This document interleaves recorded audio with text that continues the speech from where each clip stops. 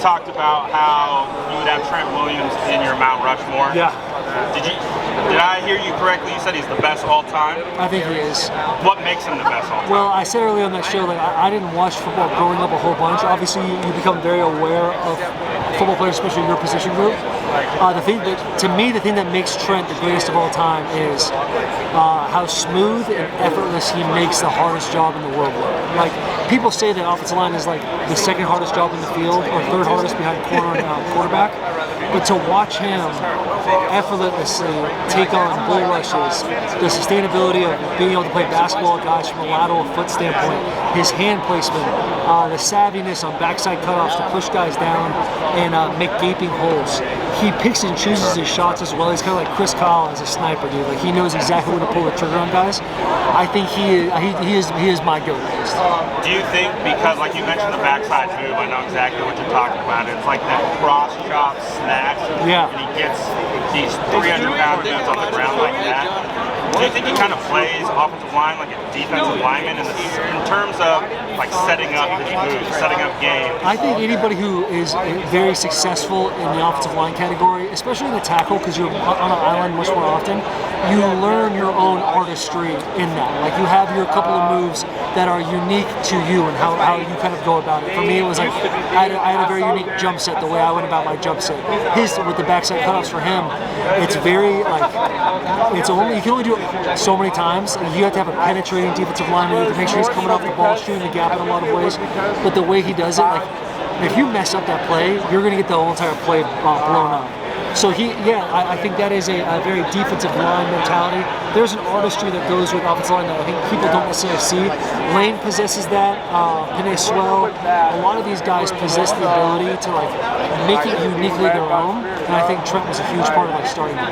Trent is a great athlete. You were a great athlete as well at the tackle position. How do we get more athletes to play on the offensive line? It's tough. I mean, I think it's a unique. I'm very lucky to be blessed athletically the way I was, but like also having the frame to be able to sustain and carry 310 and 316. So like, it's unique. I think, when I first got in the league, I was a much smaller tackle, and then everyone kind of got leaner and more athletic as I got older. It feels like they're getting bigger again. So I mean, it just depends on the offense you're running and how guys want to kind of approach their game and their style. For me personally, I like a dancing bear in the perimeter. I like guys that can go out and block and ham up these smaller guys and be able to play basketball with them. That was always a fun thing for me. As a tackle who has to play on an island, what felt like gave you the biggest challenge? Was it speed or was it power? Probably power for me.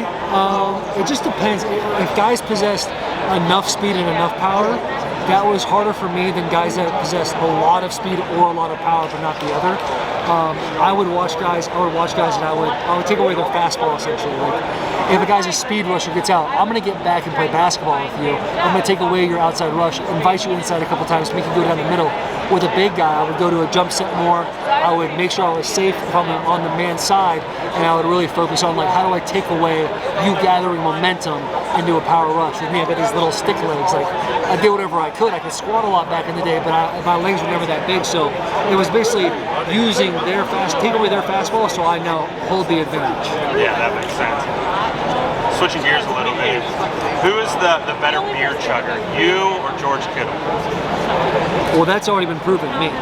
Yeah, that was, if you go back to the Beer Olympics from 2 years ago, I don't think George, I love George. I think George, he's the people's tight end. He's an incredible individual. He's a Nashvilleian just like myself. Absolutely love the guy. But I think we've proven time and time again that I own him in that category. Yeah, so you have some ties to some 49ers players. Do you think Christian McCaffrey's going to be able to rebound back to the form? I have no doubt about it. Been able to see? You talk to Christian, you see his upbringing, you see the way people, like the way he operates. That guy's an all-ball guy. He's a guy's guy. He's a true professional. I have no doubt in my mind that Christian McCaffrey's going to be back on top of this. I appreciate it, man. Appreciate you, brother. Yeah.